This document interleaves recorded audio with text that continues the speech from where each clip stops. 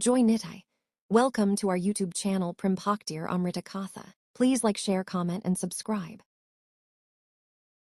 जय जय श्री राधे श्याम, जय जय श्री राधे श्याम, जय जय श्री राधे श्याम।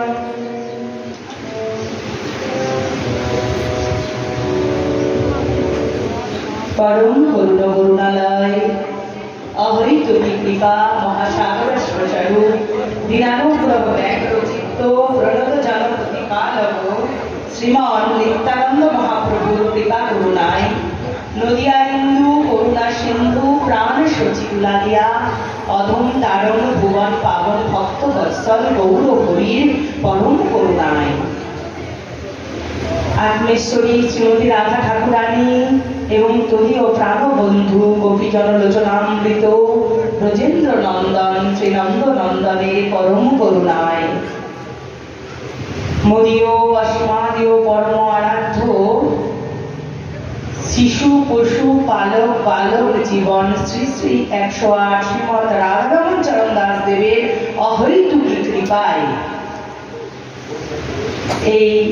बेलेरा ग्रामेर सकल भक्तबृंदेर उद्योगे देवी जोगमायार अशेष कृपाय सकलेर ऐकान्तिक प्रचेष्टाय এই যে দেবী যোগমায়া মন্দির প্রাঙ্গণে হরিনাম সংকীর্তন শ্রীমদ ভাগবতীয় কথা অদ্য তার প্রথম দিবস।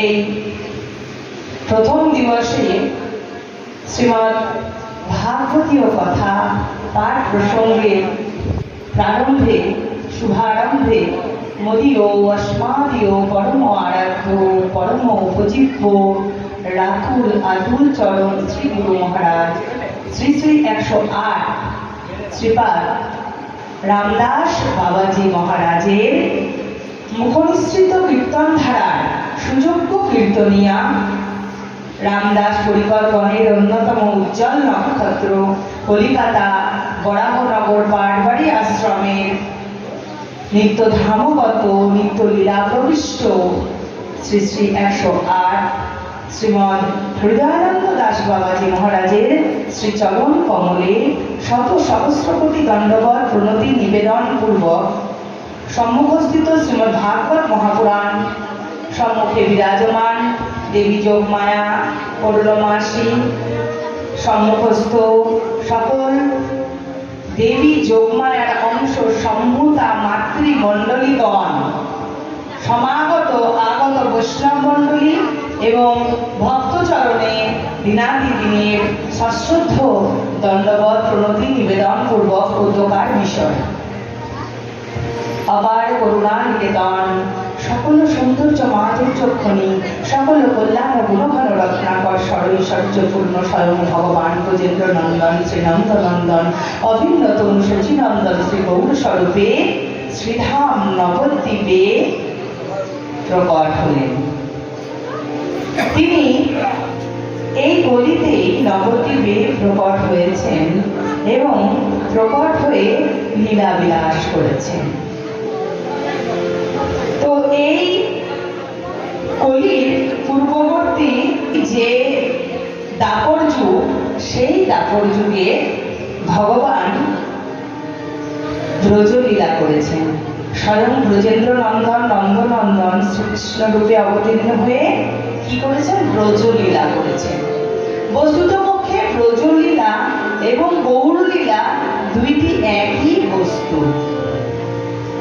ব্রজলীলার পরিশিষ্টাংশ বা শেষাংশ হলো এই গৌরলীলা। তো সেই ব্রজলীলায় ভগবান আর ভক্তের অদ্ভুত মেলবন্ধন হয়েছে। সেখানে ভগবান ভক্তের সঙ্গে যে ভালোবাসার সম্বন্ধে অর্থাৎ সম্বন্ধযুক্ত ভালোবাসায় আবদ্ধ হয়েছিলেন। এই যে ব্রজলীলাতে ভগবান আর ভক্তের অদ্ভুত এক প্রেমমধুর সম্পর্ক দেখতে পাওয়া যায়। ব্রজে কৃষ্ণকে কেউ ভগবান বলতেন? বলতেন গো? বলতেন না। কি বলতেন? কানহা। কেউ বলতেন লালা, কেউ বা কি বলতেন? সখা, তাই তো? আর ব্রজগোপীরা কি বলতেন? প্রাণপ্রিয়, প্রাণতম, প্রাণনাথ, প্রাণেশ্বর। অর্থাৎ সম্বন্ধযুক্ত ভালোবাসা। 4 ধরনের রস ব্রজে দেখতে পাওয়া যায়। তো 4 ধরনের কিরকম? অর্থাৎ 4 ধরনের সম্বন্ধ বলতে পারি আমরা। কিরকম? একটা হচ্ছে শান্ত। এই শান্ত রসটা বস্তুত পক্ষে রস 5 প্রকার। শান্ত রস একটি, যেটি কিন্তু ব্রজে দেখতে পাওয়া যায় না। ব্রজে মুখ্যত 4 প্রকারের রস দেখা যায়। প্রথম হলো দাস্য, অর্থাৎ তুমি প্রভু, আমি তোমার দাস।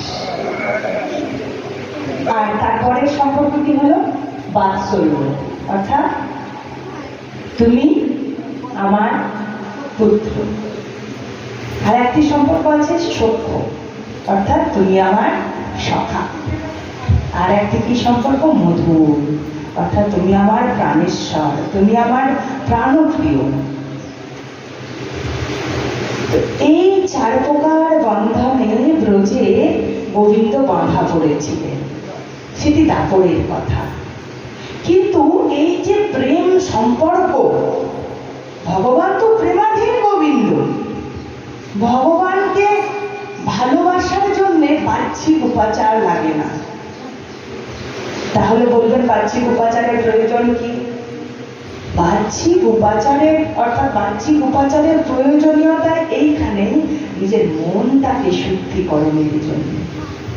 কারণ দেখবেন আপনি বা আপনারা সবাই দেখবেন, সকালবেলা ঘুম থেকে উঠে আমরা যদি বাসি কাপড়টা, মায়েরা বিশেষ করে বুঝতে পারবে, যদিও বাসি কাপড় ছেড়ে দেওয়ার নিয়ম সকলে, স্ত্রী, পুত্র, সন্তান সকলে, গৃহের সকলে সকালবেলা উঠেই প্রাতঃ স্নান আদি প্রাতঃকর্ম যা আছে সমস্ত কিছু করে নেওয়া, তারপর গোবিন্দের সেবা করুন, তারপরে তিলকান্নি করে তারপরে দিনের শুরু করুন। সারাদিন দেখবেন আপনার মনটি কেমন থাকে গো? পবিত্র থাকে, কোনো মলিনতা স্পর্শ করতে পারে না। কারণ যখনই আপনার কণ্ঠে মালা থাকবে না, তখনই কোনো কাজ করতে গেলে কি মনে হবে? যে এই যে একটা বাঁধন আছে না, বাঁধন, এটি একটি বন্ধন। কার সঙ্গে বন্ধন? ভগবানের সঙ্গে। ভগবানের সঙ্গে আমাদের নিবিড় যোগসূত্র স্থাপন হয়েছে। তার প্রমাণ কি? মায়েরা দেখবেন সিঁথিতে কি পরে? সিঁদুর পরে, কারণ পতির দাসত্ব স্বীকার করে। তো পরম পতির দাসত্ব স্বীকার করার জন্য আমরা কেন গলায় মালা পরব না? কেন ললাটে তিলক ধারণ করব না? তাহলে পতন হবার ভয় থাকে না, স্খলন হবার ভয় থাকে না। তাই হচ্ছে যে এই যে ভালোবাসা, এটি কিন্তু তারপরে ব্রজেই থেকে গেছিল, ব্রজে সীমাবদ্ধ ছিল। ব্রজের বাইরে কাউকে দিতে পারেননি। স্বয়ং ব্রহ্মা তাকেও দেননি। স্বয়ং শিব, যিনি শিবশম্ভু, যিনি কি পরম বৈষ্ণব। শিবশম্ভু কিন্তু পরম বৈষ্ণব। দেখবেন যে কোনো কৃষ্ণ মন্দিরে শিবজি বিরাজমান হন, কিন্তু সেই শিবজিও ব্রজপ্রেম পাননি। ব্রজপ্রেম পাননি বলেই গোপেশ্বর হয়ে বসে আছেন, সেজে গোপী সেজেছিলেন রাজমণ্ডলে প্রবেশ করবেন বলে, কিন্তু তথাপি প্রবেশাধিকার লাভ করতে পারেননি। বলেছেন যে না, এই জন্মে এই যুগে আমি দিতে পারবো না, দেব পরে, যখন আসবো তখন দেব। তাই ব্রজপ্রেম তখন সীমাবদ্ধ ছিল। কোথায়? ব্রজের মধ্যে। এই ব্রজপ্রেম, এটিকেই বলা হয় পঞ্চম পুরুষার্থ প্রেম। 4টি পুরুষার্থ আমাদের আগেই ছিল। কি কি? ধর্ম, অর্থ, কাম, মোক্ষ। পুরোহিতেরা পুজো করার সময় বলে না চতুর্বর্গ ফল, বলে না চতুর্বর্গ ফল লাভ করার জন্য আমরা পুজো করি। তো ভগবান যখন কলিযুগে অবতীর্ণ হলেন, তখন সেই চতুর্বর্গ ফলকে তুচ্ছ করে দিলেন, মোক্ষ পর্যন্ত তুচ্ছ করে দিলেন।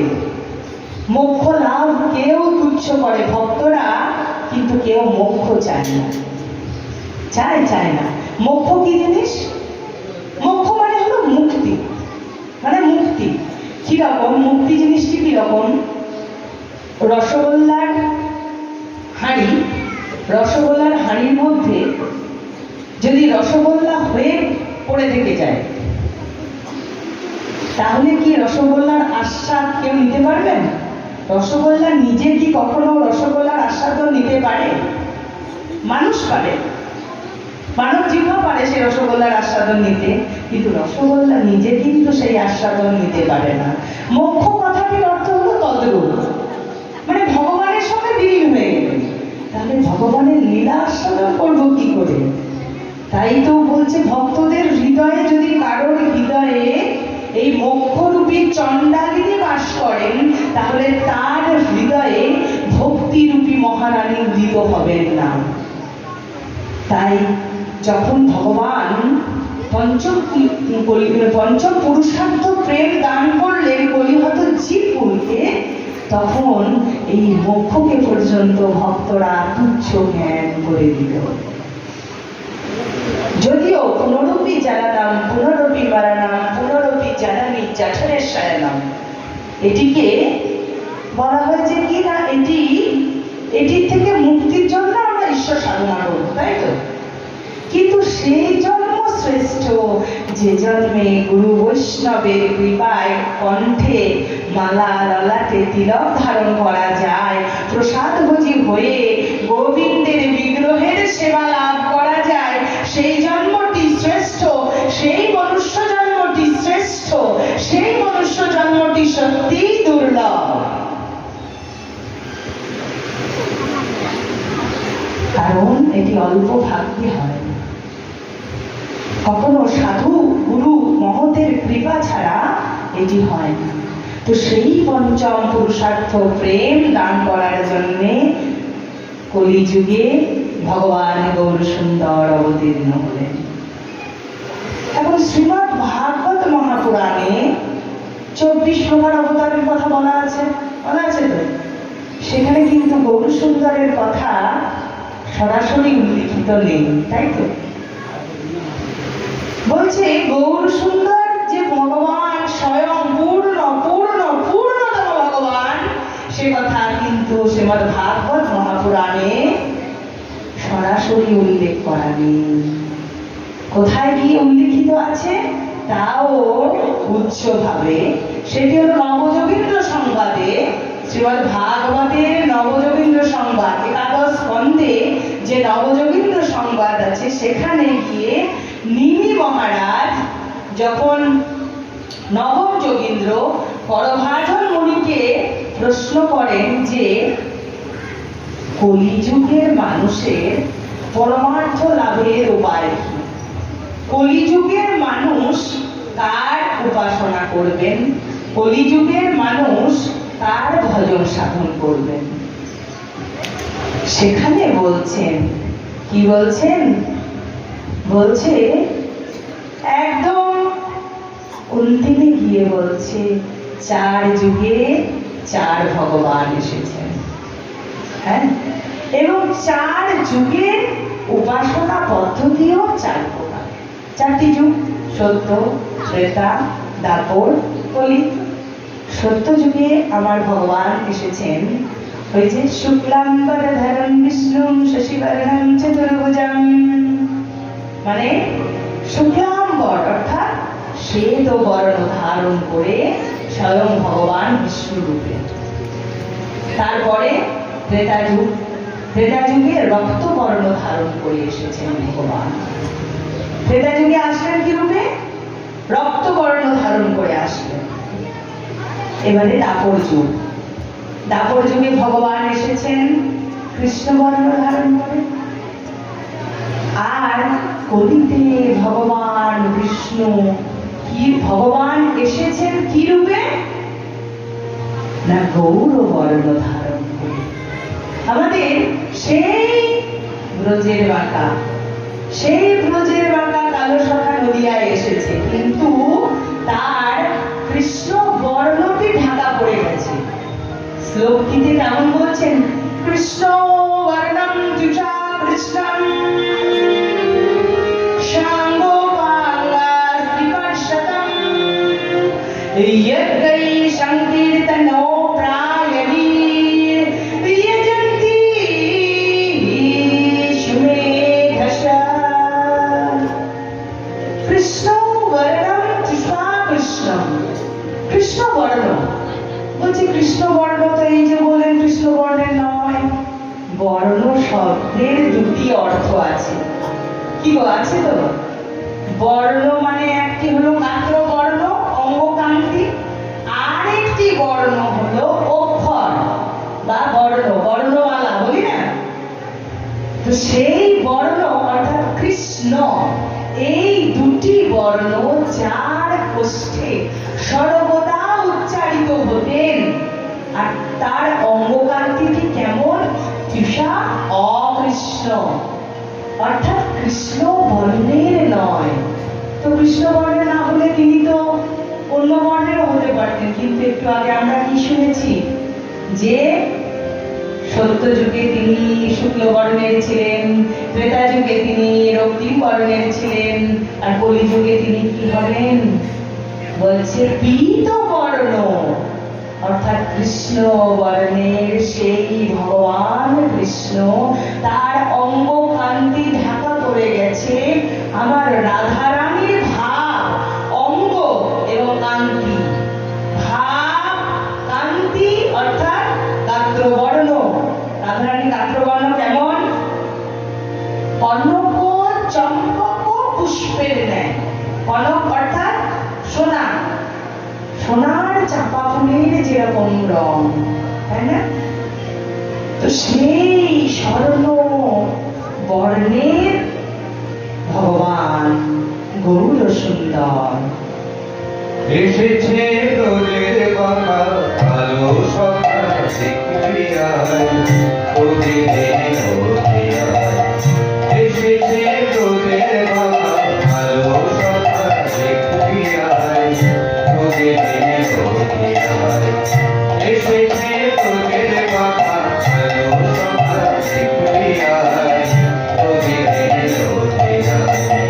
এবার তার রং ফিরেছে, রং ফিরেছে, এবার তার রং ফিরেছে, রং ফিরেছে, কালো এখন চেনা যায়, তোদের এই হতে আয়। এসেছে তোদের বাবা ভালো সখা দেখবি আয়, তোদের এই হতে আয়।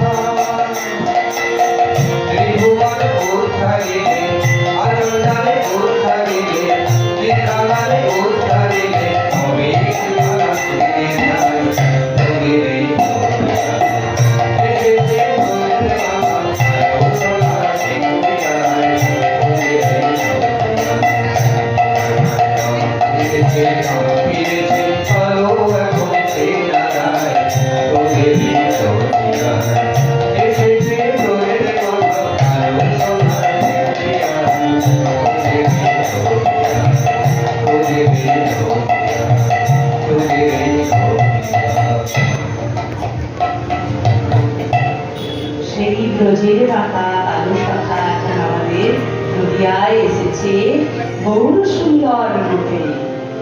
তো ভগবান অবতীর্ণ হলেন কেন? আমরা তো জানি কি আছে, यदा यदा हि धर्मस्य ग्लानिर्भवति भारत अभ्युत्थानाधर्मस्य तदात्मानं सृजन्याम्।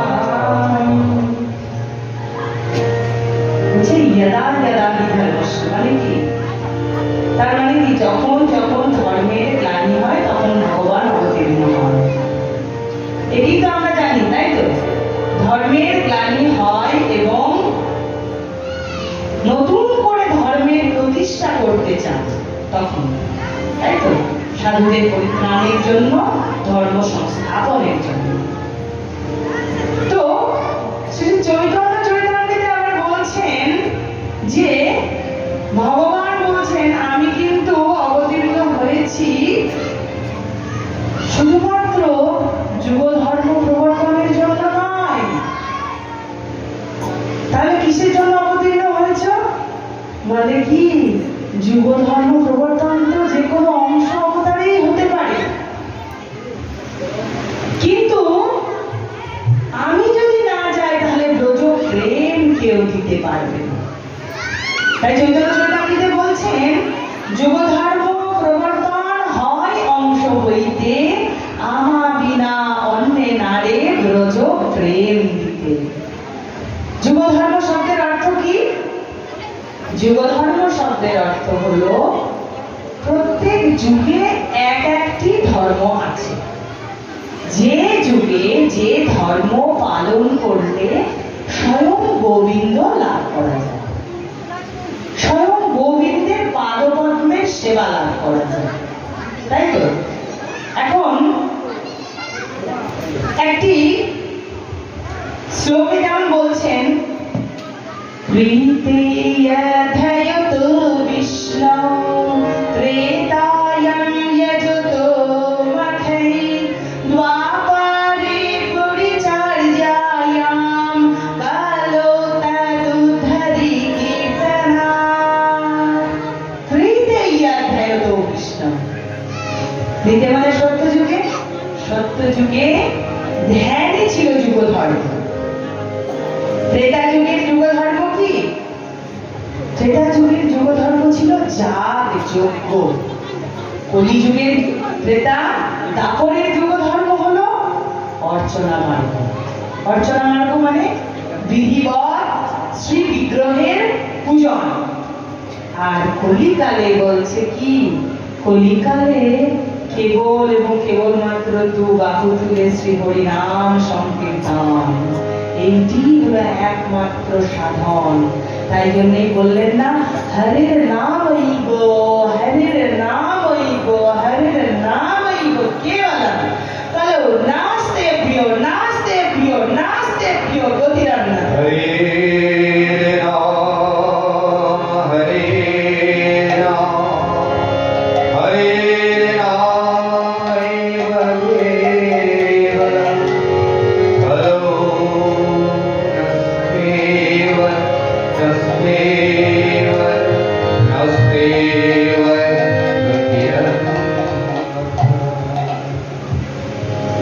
অর্থাৎ শ্রী হরিনাম সংকীর্তন।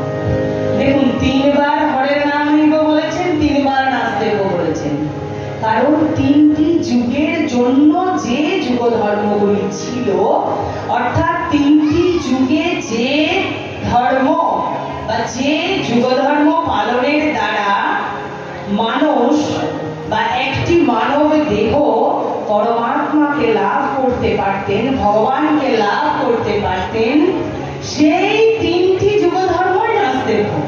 অর্থাৎ সত্য যুগে নাস্তিক, তার বদলে আছে কি হরিনাম। ত্রেতা যুগের যাগ যজ্ঞ নাস্তিক, তার বদলে কি করবে? হরির নাম। দাপর যুগের পরিচর্যা অর্থাৎ অর্চনা মার্গ নাস্তিক, তার বদলে কি করবে? হরিনাম করবে। তাই তিনবার হরিনাম আর নেবার রাস্তে প্রিয়। কারণ এটি যদি আমাদের যুগ ধর্ম না হতো, কলিকালের মানুষের আয়ু স্বল্প, ধৈর্য স্বল্প, আচ্ছা সময় স্বল্প, যদি ওই সত্যযুগের মতো আমাদের তপস্যা করে ভগবানকে পেতে হতো, কে কে পেতে পারতেন? পারতেন কি? তপস্যা করতে সম্ভব ছিল? ছিল না। আচ্ছা এবার যদি বলতো যাগযজ্ঞ করো, যাগযজ্ঞ করলে ভগবান প্রসন্ন হবে, ভগবানকে পাবে, সম্ভব হতো?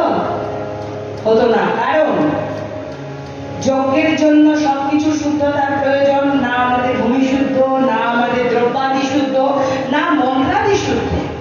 আমরা তো শুদ্ধ মন্ত্র উচ্চারণ করতে পারি না, তাই এটাও হতো না। আচ্ছা পরিচর্যা বা অর্চনা মার্গ যদি আমাদের ভগবানকে পাওয়ার অন্যতম সাধন হতো, অন্যতম পথ হতো, তাহলেও আমরা পেতে পারতাম না। কেন? কারণ সেখানেও দ্রব্যের শুদ্ধতা নেই, মন্ত্রের শুদ্ধতা নেই। আছে? নেই। কার চরণে তুলসী দেব, কার মস্তকে তুলসী, কার বক্ষে তুলসী, সেটি আমরা জানি না। বিধি তো জানি না, তো বিধিবৎ পূজা করবো কি করে? তাই মহাপ্রভু ভগবানকে প্রাপ্ত করার মার্গটিকে অতি সহজ করে দিয়ে গেলেন। তাই তো কলিযুগে দেবতারাও যে কোনো জনি, শুধুমাত্র মানব জনি নয়, যে কোনো জনিতে জন্ম পেতে চাইছে। অথচ দুর্লভ এই মানব জনি আমরা পেয়েছি, তাও ভারত ভূমিতে পেয়েছি, তাও গৌরমণ্ডল ভূমিতে পেয়েছি। গৌরমণ্ডল ভূমি যে বাজানে চিন্তামণি, তার হয় ব্রজভূমে বাস। তথাপি আমাদের সেই বোধ নেই, সেই জিনিসটির মূল্যায়ন নেই। কারণ আমরা জানি না তো আমরা কি পেয়েছি। আপনি যদি হীরা না চেনেন, তাহলে আপনার হাতে হীরা দিলে আপনি কি বলবেন? কাঁচের টুকরো ভাববেন, নয় কি? হীরা আর কাঁচ দূর থেকে দেখতে একই লাগে, কিন্তু তাতে বিস্তর ব্যবধান আছে। তাই যদি পার্থক্য না জানি, অন্য জনির সঙ্গে মানব জনির তো বহু পার্থক্য আছে। প্রত্যেক জনিতে জীবের ইন্দ্রিয় আছে, কিন্তু সেই ইন্দ্রিয়গুলিতে প্রজ্ঞা নেই, চেতনা নেই। তারা শব্দার্থ বুঝতে পারে না। পারে? তারা হরিনাম করতে পারে? একমাত্র মানব জিহ্বায় করতে পারে। তো এই হরিনাম সংকীর্তন করবার জন্য মানব জিহ্বা পেয়েছি, শ্রবণ করবার জন্য কর্ণ পেয়েছি। নববিধা ভক্তি অঙ্গের মধ্যে মাত্র দুইখানি ভক্তি অঙ্গ দিয়ে গেছেন। নবযোগীন্দ্র সংবাদে আমরা জানি শ্রবণ এবং কীর্তন, এই দুইখানি ভক্তি অঙ্গ দিয়ে গেছেন কলিযুগের মানুষের জন্য। নববিধা ভক্তি অঙ্গেরও প্রয়োজনীয়তা নেই। মাত্র দুইখানি ভক্তাঙ্গ যদি আমরা যাজন করি, প্রকৃত অর্থে যদি একখানি যাজন করা হয়, এই যে শুনছেন না, পরীক্ষিতজি মহারাজ ভগবানকে প্রাপ্ত হয়েছিলেন কি করে? কি করে পেয়েছিলেন গো? শ্রীমদ্ ভাগবত শ্রবণ পেয়েছিলেন তো। তার ভগবানের পাদপদ্ম লাভের উপায় কি নির্ধারণ হয়েছিল? শ্রীমদ্ ভাগবত সপ্তাহ যজ্ঞ, 7 দিনের মধ্যে শ্রীমদ্ ভগবানকে লাভ করার উপায়। শ্রীমদ্ ভাগবত সপ্তাহ যজ্ঞ, এমনই মাহাত্ম্য শ্রীমদ্ ভাগবতে, এমনই মাহাত্ম্য শ্রীমদ্ ভাগবত মহাপুরাণে। তো শুধুমাত্র শ্রবণ অঙ্গটি যাজন করলেও, যে কোনো একটি ভক্তি অঙ্গ যদি সঠিকভাবে যাজন করা যায়, তাহলেই ভগবানকে পাওয়া যাবে। তাই বলছে যে এই মানব দেহটি অতি দুর্লভ মানব দেহ আমরা পেয়েছি, কিন্তু দেহটি তো ক্ষণভঙ্গুর। দুর্লভ মানব দেহ দেহিনাং শরবন্ধুরঃ তত্রাপি দুর্লভং মন্যে বৈকুণ্ঠ প্রিয় দর্শন। মানব দেহটি দুর্লভ, তার থেকেও বেশি দুর্লভ, তত্রাপি দুর্লভ কি? বৈকুণ্ঠ প্রিয় দর্শন। সেই বৈকুণ্ঠনাথ ভগবানের সাক্ষাৎ দর্শন। তো বলছি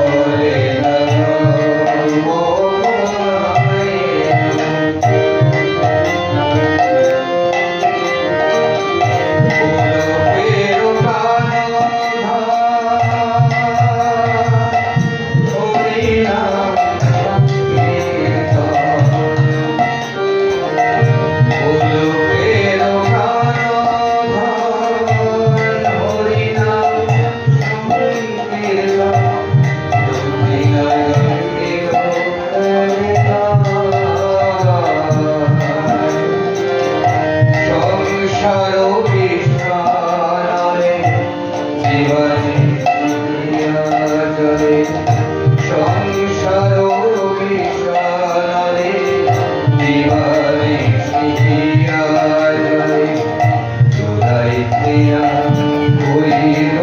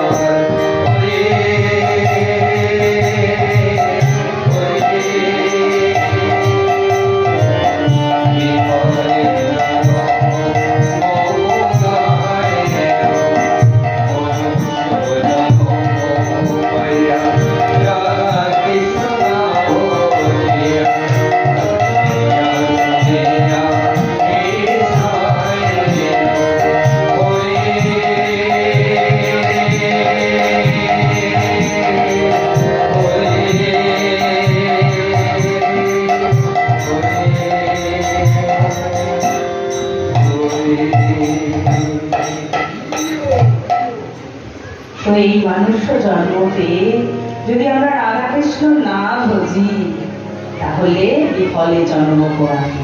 তো এই রাধাকৃষ্ণ মিলিত তরু রূপে কে অবতীর্ণ হয়েছেন? আমার গৌর সুন্দর ব্রজেন্দ্র নন্দন যেই শচী সুত হইল সে। তাই কোনো ভেদ নেই, ভগবান অবতীর্ণ হয়েছেন দুই হেতু অবতীর্ণ হয়েছে। এক তো হলো যুগ ধর্ম প্রবর্তন, আর দ্বিতীয় হলো সেই ব্রজপ্রেম আস্বাদন। রাস রসে খেলতে খেলতে ভগবান শ্যাম সুন্দরের মনে তিন বাঞ্ছার উদয় হয়। কি কি? পরিচ্ছন্ন রাধা প্রেমা, পরিচ্ছন্ন মধুরিমা, পরিচ্ছন্ন সুখে তিমু ভোর। অর্থাৎ শ্রী রাধারানীর প্রেমটি কেমন, শ্রী রাধারানীর প্রেমটি কেমন, কেমন মধুর সেই ভালোবাসা, আর কেমন ভাবে তিনি আমাকে ভালোবাসেন আর আমাকে ভালোবেসে তার কি সুখ হয়।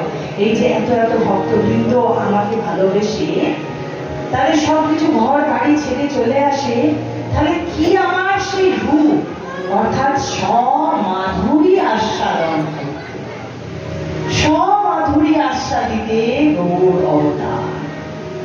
ভগবান নিজের সেই মাধুর্য নিজে আস্বাদন করবে।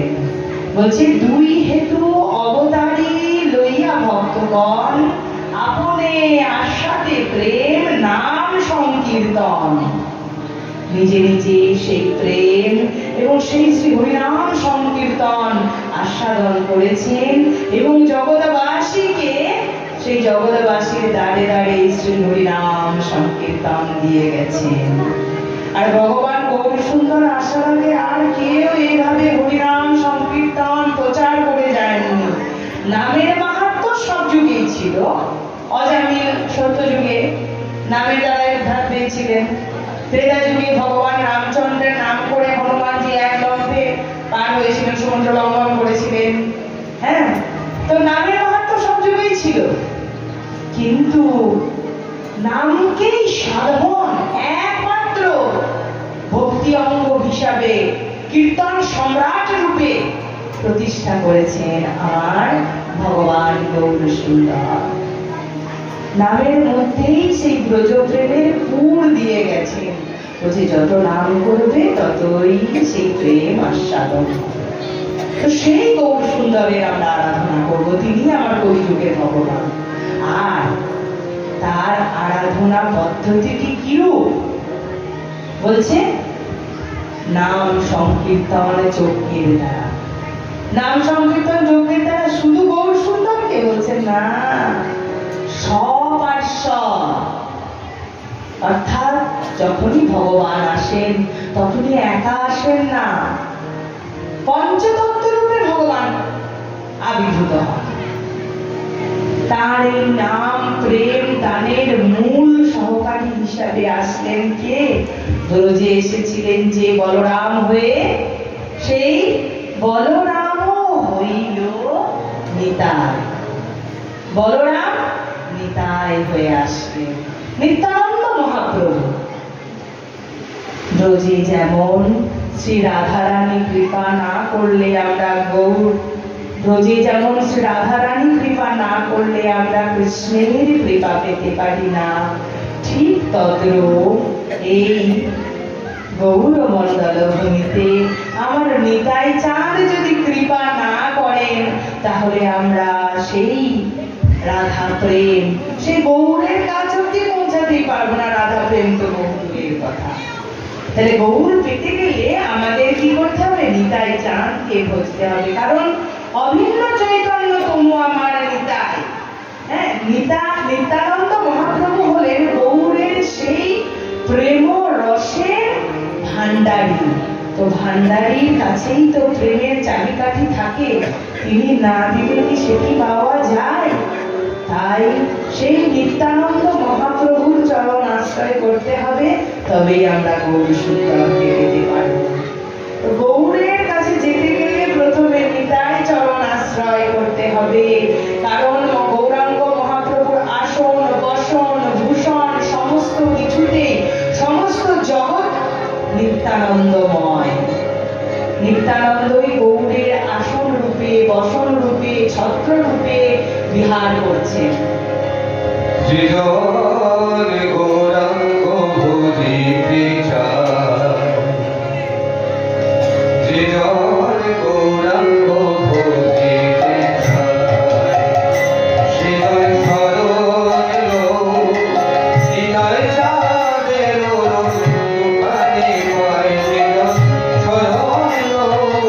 নিতাই চাঁদের মানে পায়, গৌরাঙ্গ ভজিতে চায়, শিবায় শরণ নিতাই চাঁদের মানে পায়, গৌরাঙ্গ ভজিতে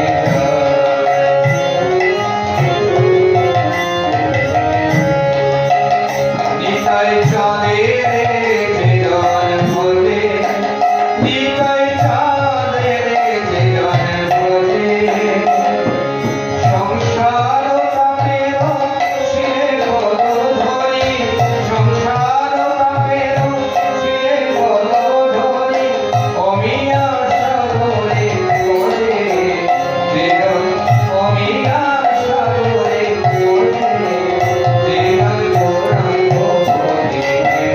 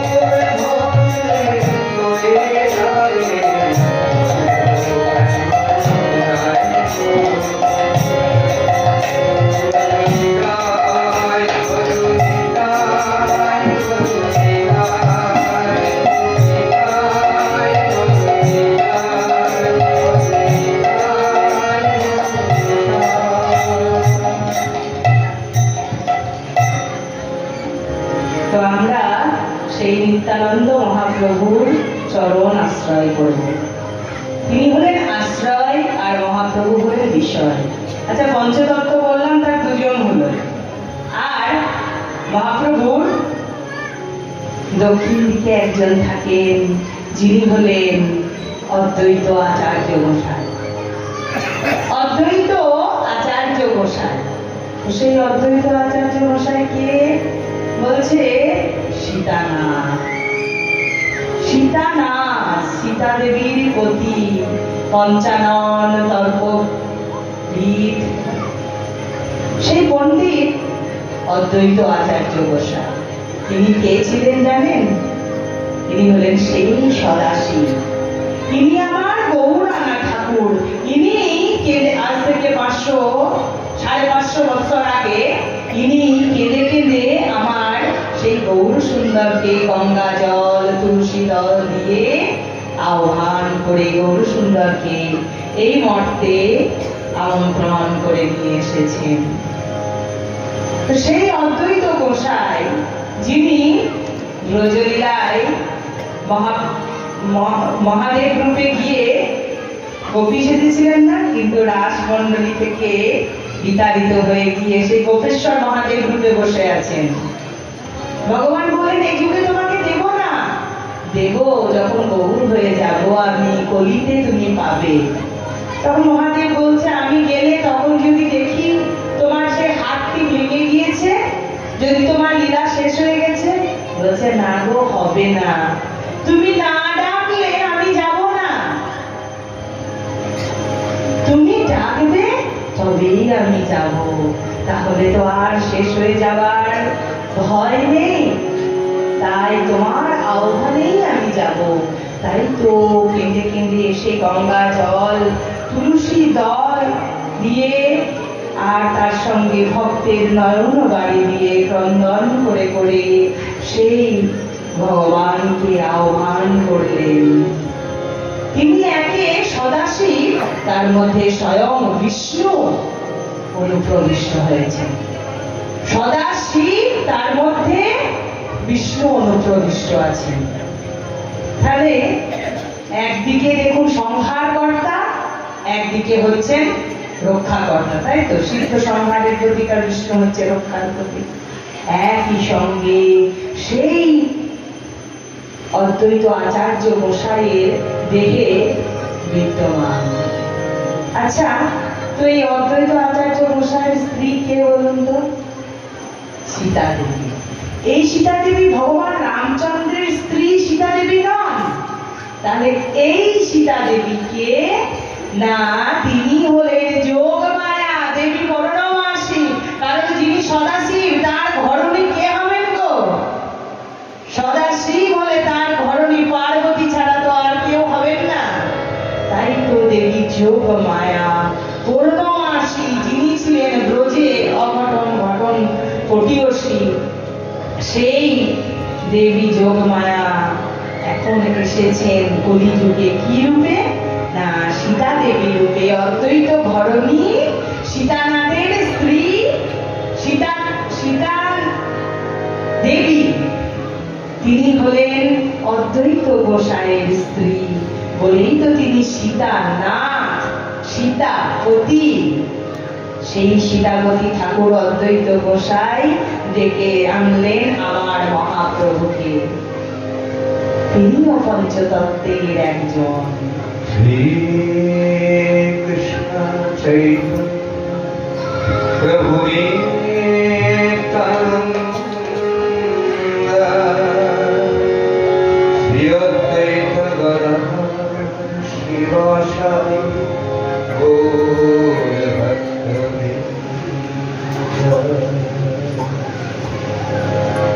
তো এরপরে আর একজন আছেন, তিনি হলেন ভক্ত শক্তি রূপে। তিনি কে? আচ্ছা, আমরা তো বললাম রাধা কৃষ্ণ মিলিত তনু গৌর স্বরূপে এসেছেন, তাই তো? তো বলছে রাধারানী যখন কৃষ্ণের সঙ্গে ওই রাসস্থলীতে মিলিত হচ্ছেন, তখন সম্পূর্ণরূপে মিলিত হয়ে যাননি। কারণ কি? কারণ ওই যে বললাম, সম্পূর্ণরূপে যদি মিলিত হয়ে যান তাহলে কি হবে? তাহলে ভগবানের যে লীলার আস্বাদন পাবেন না, তাই তো? তাই তিনি শক্তি রূপে, ভক্ত শক্তি রূপে তিনি রয়ে গেলেন, গদাধর পণ্ডিত রূপে তিনি আসলেন। সেই জন্যই বলা হয় গদাধর রাধা, গদায় রাধা। গদাধর রাধা তত্ত্ব, রাধা তত্ত্ব ব্যতীত কিছু নয়। গদাধর হলেন সে রাধা তত্ত্ব। তিনি আমার মহাপ্রভুকে সুখ দেওয়ার জন্যে ব্যস্ত। তিনি মহাপ্রভুর যা যা সুখের সামগ্রীর প্রয়োজন সর্বকিছু দিতেন। তো সেই গদাধর হলেন আমার শ্রী রাধা। এখন অনেকে বলবেন যে ভগবান এই তো বললেন যে ভগবান আর কৃষ্ণ অর্থাৎ গোবিন্দ এবং রাধারানী মিলিত হয়েছেন, মিলিত হয়ে গৌর হয়েছেন, তাহলে আবার আলাদা করে রাধা তত্ত্ব আসবেন কি করে? আচ্ছা বলুন তো, শূন্য থেকে শূন্য যদি বিয়োগ করা হয় তাহলে কি থাকে? শূন্য থাকে, তাই তো? শূন্য কি সংখ্যা? পূর্ণ সংখ্যা না ভগ্ন সংখ্যা? পূর্ণ সংখ্যা, তাই তো? পূর্ণস্য পূর্ণমাদায় পূর্ণমেবাবশিষ্যতে। পূর্ণ সংখ্যার থেকে পূর্ণ সংখ্যা বাদ দিলে অবশিষ্ট যে সংখ্যা থাকে সেটিও পূর্ণ সংখ্যা হয়, তাই তো? পূর্ণ সংখ্যা থেকে পূর্ণ সংখ্যা বাদ দিলে যে সংখ্যাটি দাঁড়ায় সেটিও পূর্ণ সংখ্যা দাঁড়ায়। 8 থেকে যদি 8 বিয়োগ যায় তাহলে শূন্য দাঁড়ায়, শূন্য পূর্ণ সংখ্যা। তাই ভগবান সম্পূর্ণরূপে আমার গৌর সুন্দরের মধ্যে আছেন। রাধা তত্ত্ব সম্পূর্ণরূপে গৌর সুন্দরে আছেন, আবার রাধা তত্ত্ব সম্পূর্ণরূপে গদাধরেও আছেন। এমন নয় যে এক অংশ রয়ে গেছেন, এটি নয়। পূর্ণরূপে তিনি গৌর সুন্দরে আছেন, পূর্ণরূপে তিনি গদাধরের মধ্যেও আছেন। ভগবানের লীলাকে পরিপূর্ণতা দান করার জন্য এই রূপটি গ্রহণ করেছেন। ভগবান যখন যখন অবতীর্ণ হন তখন তখন এই পঞ্চতত্ত্ব রূপেই অবতীর্ণ হন। তিনি ব্রজলীলাতেও পঞ্চতত্ত্ব রূপে অবতীর্ণ হয়েছিলেন, তিনি যখন নবদ্বীপ লীলাতে অবতীর্ণ হয়েছেন তখনও পঞ্চতত্ত্ব রূপেই অবতীর্ণ হয়েছেন।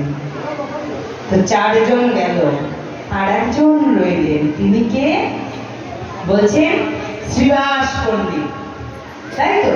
তো শ্রীবাস পণ্ডিত যিনি পূর্বে নারদ ছিলেন, তিনি এক্ষণে শ্রীবাস পণ্ডিত রূপে আমার গৌর লীলায় অংশগ্রহণ করলেন।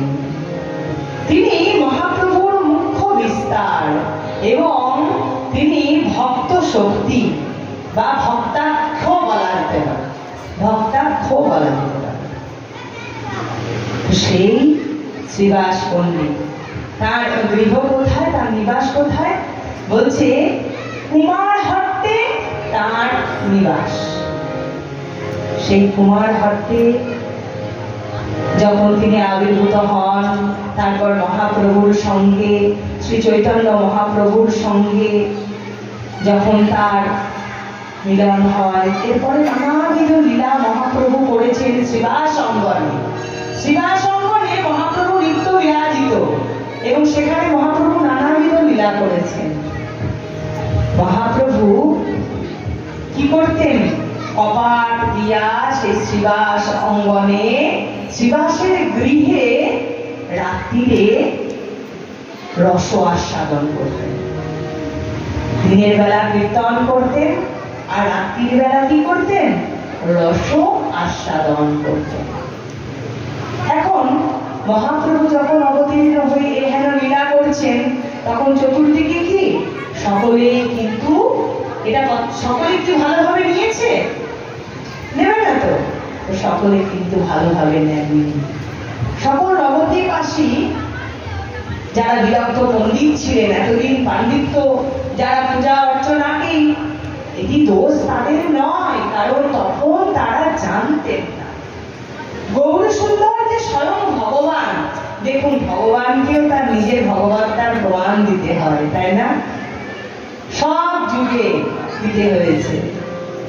তো গৌর সুন্দর যে স্বয়ং ভগবান, সেটি কিন্তু তারা অনুভব করতে পারেননি।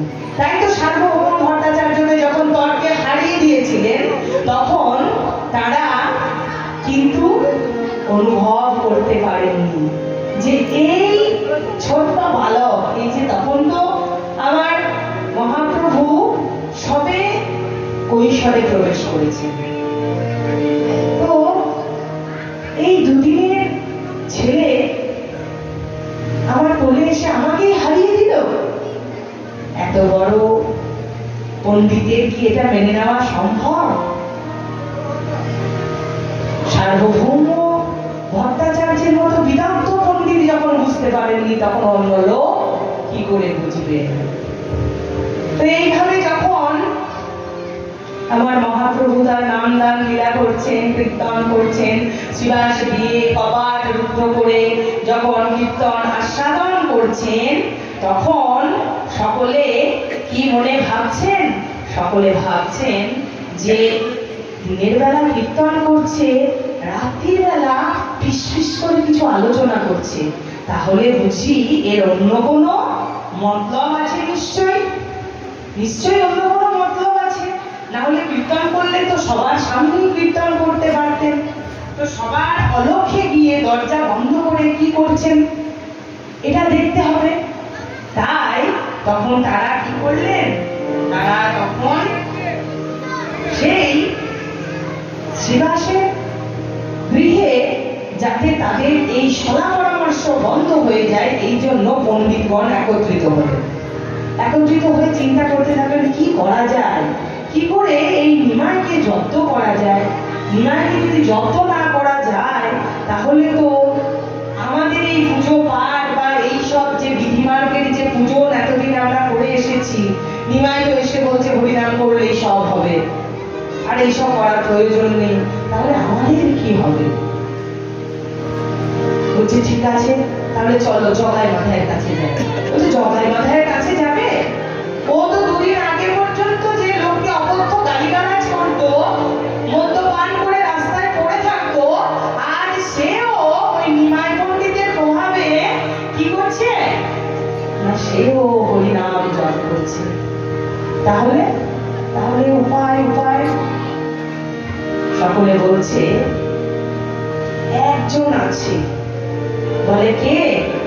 বলছে একজন আছে যার কাছে গেলে আমাদের মনে হয় উপায় হতে পারে।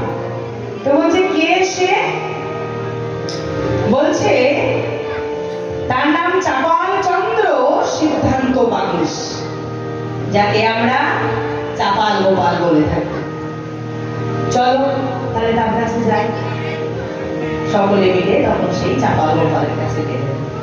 এখন চাপাল গোপাল কিন্তু মায়ের খুব ভক্ত, অভক্ত ছিলেন তা নয়, মায়ের ভক্ত। তো তিনি কি করছেন? তখন চাপাল গোপাল সে মায়ের পূজা করছেন, রক্ত চন্দন আর তার সঙ্গে রক্ত জবা মিশ্রিত করে সুন্দরভাবে মায়ের চরণে অর্ঘ্য দিচ্ছেন আর মায়ের কীর্তন করছেন। মায়ের গান করতে করতে, কীর্তন করতে করতে মাকে পূজন করছেন, প্রাণ ভরে মাকে আহ্বান করছেন। তো দেবী যোগমায়ার মন্দিরে যখন আমরা বসে আছি, তখন আমরাও একটু প্রাণ ভরে সেই মাকে আহ্বান করি।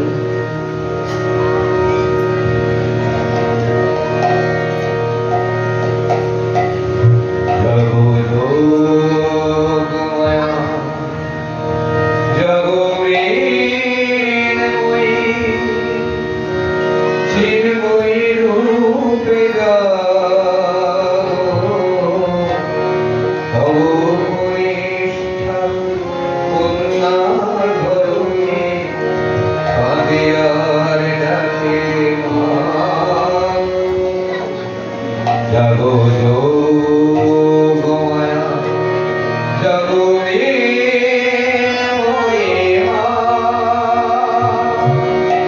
জাগো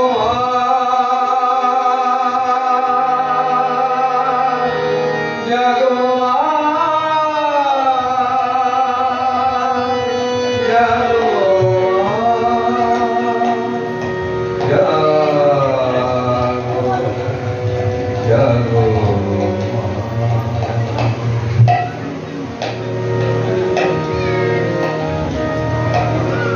সেই দেবী যোগ মায়াকে আহ্বান করছে। এমন সময়ে সেখানে সকলে গিয়ে উপস্থিত হয়েছে, ব্রাহ্মণগণ গিয়ে উপস্থিত হয়েছে। বলেন কি যে দেখো দেখো তোমার এই পুজো মনে হয় আর চলবে না। কেন কেন? তখন তিনি বলছেন যে কেন চলবে না? আমরা তো ভক্তি ভরে মায়ের পূজন করছি। তখন পণ্ডিতগণ বলছেন তুমি কি জানো, নিমাই পণ্ডিত বলেছে এইসব পুজো লাগবে না, পুজো অর্চনা এইসব সাধনের কোনো প্রয়োজন নেই। কেবলমাত্র দু বাহু তুলে হরিনাম সংকীর্তন যদি আমরা করতে পারি তাহলেই নাকি আমরা উদ্ধার পেয়ে যাব। তো বলে এই যদি হয় তাহলে আর আমরা পুজো করব কি করে, পুজো পাঠ চলবে কি করে আমাদের? বলে দেখো নিমাই পণ্ডিত অন্যভাবে পুজো করছে, আমরা অন্যভাবে পুজো করি। তো বলে না না, সে শুধু হরিনাম করে না, সে দিনের বেলা হরিনাম করে আর রাত্রির বেলা দ্বার বন্ধ করে কি যেন সলা পরামর্শ করে। কপাট দিয়ে শিবাস গৃহে কিছু একটা সলা পরামর্শ করে তারা। কি সলা পরামর্শ করছে? কি সলা পরামর্শ বলছে? যাও তুমি একদিন গিয়ে দেখো কি সলা পরামর্শ করছে তারা। তখন কিন্তু সেই চাপা গোপাল রেগে গেল। রেগে গিয়ে সে কি বলছে, ঠিক আছে দেখছি আজ রাত্রিরেই যাব। রাত্রিরে শ্রীবাসের গৃহে পৌঁছে গেলেন। দিনান্তে কীর্তনের পর মহাপ্রভু কি করতেন? বহিরঙ্গ ভক্ত সঙ্গে করেন কীর্তন আস্বাদন, আর অন্তরঙ্গ ভক্ত সঙ্গে করেন কি? রস আস্বাদন। অর্থাৎ ভগবানের যে রস, অর্থাৎ শ্রীমদ্ ভাগবত, শ্রী কৃষ্ণ কর্ণামৃত, এই সকল যে গ্রন্থ আছে সেই গ্রন্থগুলি আস্বাদন করতেন। তো বলছে সেই চাপাল গোপাল দিয়েছে শ্রীবাস পণ্ডিতের দ্বারে। দেখছে হ্যাঁ শ্রীবাস পণ্ডিতের তো দরজা বন্ধ, হ্যাঁ ভিতর থেকে ফিসফিস ফিসফিস আওয়াজ আসছে। ঠিক বলেছে, তাহলে পণ্ডিতেরা তো ভুল বলেনি, না এর একটা বিহিত করতেই হবে। চলে গেলেন বাড়ি। গৃহে গিয়ে মদ্য মাংস যা যা ছিল সেগুলি সব সঙ্গে করে নিয়ে আসলেন। নিয়ে এসে রক্ত জবা, রক্ত চন্দন, মদ্য মাংস এইসব অমেধ্য কুমেধ্য সব ছড়িয়ে ছিটিয়ে রেখে গেলেন কোথায়? শ্রীবাস অঙ্গনে। শ্রীবাস অঙ্গনে সেগুলি সব ছড়িয়ে রেখে গেলেন। দাঁড়াও দাঁড়াও তোমার ব্যবস্থা করছি, এই বলে প্রধান্বিত হয়ে সেগুলি চতুর্দিকে ছড়িয়ে দিয়ে চলে গেলেন। শ্রীবাস পণ্ডিত সকালবেলা যখন দ্বার খুলছেন, সকালবেলা মহাপ্রভু বলছেন, মহাপ্রভু যখন নিশি শেষে প্রভাত হয় তখন তারা আবার কি করতে বেরোতেন? কীর্তন। প্রভাতী কীর্তন নিয়ে বেরোবেন। শ্রীবাসকে বললেন, শ্রীবাস দ্বার খোলো, আমরা কীর্তনে বেরোবো। প্রভাতী কীর্তনে বেরোবো। তো প্রভাতী কীর্তন করতে করতে শ্রীবাস যখন দ্বার খুলেছেন, দ্বার খুলে দেখেন, আরে এ কি, চতুর্দিকে সেই মাংস, সেই রক্ত চতুর্দিকে ছড়িয়ে আছে, সেই আঙিনা ভর্তি। শ্রীবাস কঠোর ধারায় ক্রন্দন করতে লাগলেন, আমি যে কিনা মহাপ্রভুর আরাধনা করি, আমি যে কিনা বৈষ্ণব শাস্ত্র মতে মহাপ্রভুর আরাধনা করি, সে কিনা করেছি এই অমেদ্য কুমেদ্য দ্বারা মা ভবানীর পূজন। মা ভবানীর পূজন করতেই পারি, কারণ দেবী যোগ মায়ার আশীর্বাদ ছাড়া আমরা কখনোই ভগবানকে লাভ করতে পারবো না। যোগ মায়া, তিনি তো যোগ করিয়ে দেন, ভগবানের সঙ্গে আমাদের যোগ সাধন করিয়ে দেন বলেই না যোগ মায়া। তো তার আমরা আরাধনা করি, কিন্তু কি জন্য আরাধনা করি? আমার সখী মায়ের একটা খুব সুন্দর পদ আছে, বলছেন যে মা গো আমার এই মিনতি, মা গো আমার এই মিনতি, কি মিনতি? শ্রী গুরু পদে দাও মানতি, শ্রী গুরু পদে দাও মানতি, শ্রী গুরু চরণে যেন মতি থাকে, এইটি আমাদের মায়ের কাছে প্রার্থনা। তাই বলছে শ্রী গুরু চরণ বিনা আমরা মায়ের কাছে আর কিছু চাইবো না, ধর্ম অর্থ কাম মোক্ষ চাইবো না। তো সে আমি কিনা এই অমেধ্য কুমেধ্য দ্বারা মা ভবানীর পূজন করেছি। দেখো দেখো পণ্ডিতগণ, দেখো, একে ওকে ডেকে নিয়ে শ্রীবাস দেখালেন। কি দেখালেন? বলছে দেখো এই যে কলার পাতা, তার উপরে ওর ফুল, হলুদ, সিঁদুর, রক্ত, চন্দন, তণ্ডুল, মধ্য ভাণ্ড, এই সকল পড়ে আছে। বড় বড় লোক সব আনিল ডাকিয়া, সভারে কহে শ্রীবাস হাসিয়া হাসিয়া, নিত্য রাত্রে করি আমি ভবানী পূজন, আমার মহিমা দেখো ব্রাহ্মণ সজ্জা। বড় ব্যথা পেয়েছেন শ্রীবাস পণ্ডিত মনে মনে, যে নিত্য রাত্রে তাহলে কি আমি এই মা ভবানীর পূজন করি? যে সমস্ত ব্রাহ্মণগণ এসেছেন তারা সকলে দেখে কি করতে লাগলেন? ছিছি করতে লাগলেন, যে এমন দুষ্কর্ম কে করলো, এমন দুষ্কর্ম করার সাহস কার হলো? এই বলে সকলেই চিন্তন করছেন। এমন সময় সে শ্রীবাস পণ্ডিত হাঁড়ি ডাকিয়ে সেই অঙ্গন পরিষ্কার করলেন, সেই সমস্ত জায়গা পরিষ্কার করলেন, গোবর জল দিলেন। মহাপ্রভু ডাকছেন, কি হয়েছে শ্রীবাস? শ্রীবাস পণ্ডিত কিন্তু গোপন করে দিলেন, বললেন না। কারণ পরম বৈষ্ণব যারা, পরম ভাগবত যারা, তাদের তো ক্ষমায় পরম ধর্ম, তারা জগৎবাসীকে ক্ষমা করতেই জানেন।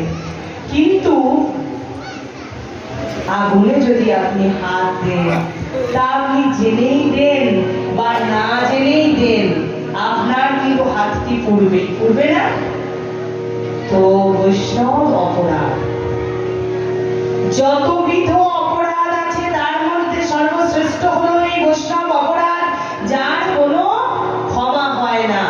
ততক্ষণ পর্যন্ত ক্ষমা হয় না যতক্ষণ পর্যন্ত না যার চরণে অপরাধ হয়েছে তার কাছে গিয়ে ক্ষমা প্রার্থনা করা হয়, এবং তিনি যদি ক্ষমা না করেন তাহলে সেই অপরাধের ক্ষমা হয় না। বৈষ্ণব অপরাধের এমনই শাস্তি, ভয়ঙ্কর ভয়ঙ্কর নরকে তাদের গমন হয়। তো বলছে সেই বৈষ্ণব অপরাধ হয়ে গেছে তাদের। মহাপ্রভু অন্তর্যামী ভগবান, তিনি সবই বুঝতে পারতেন, শ্রীবাস পণ্ডিত বলুক বা না বলুক, তিনি কিন্তু সকলই অনুভব করলেন।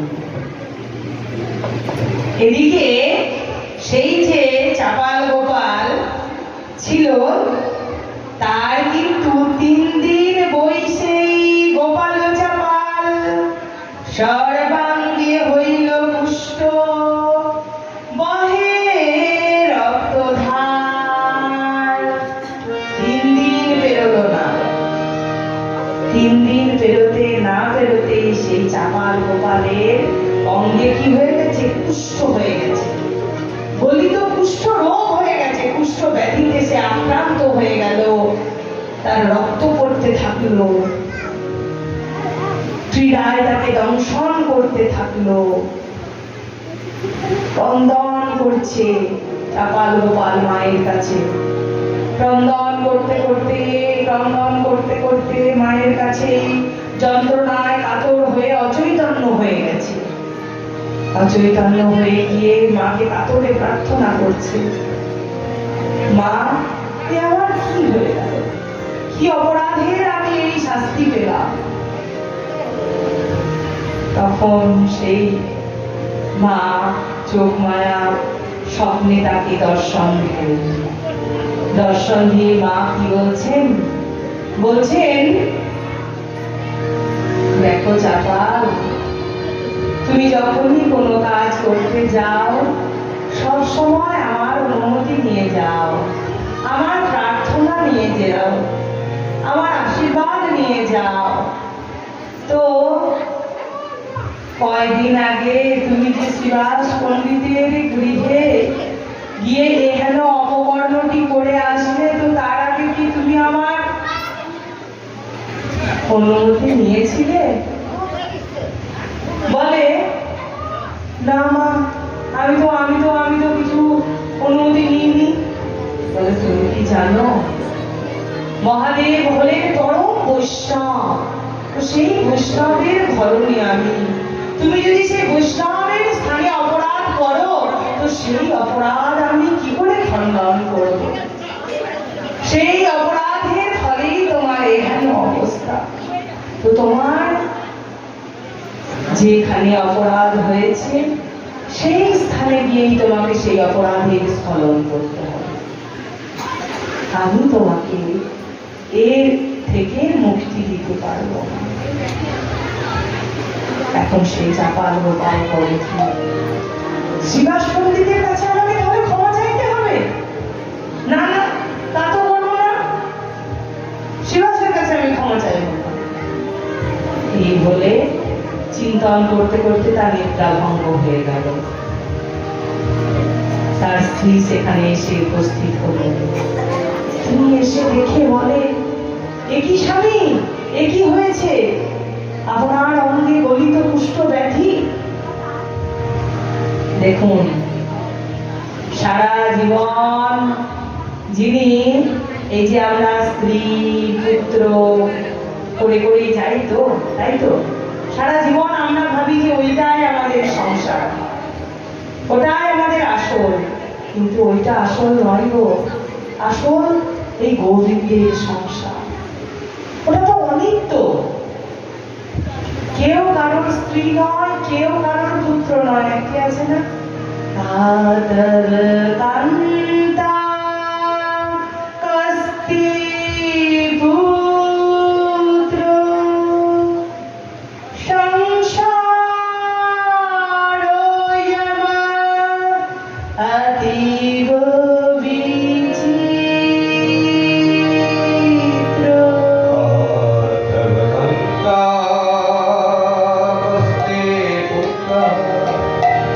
সংসার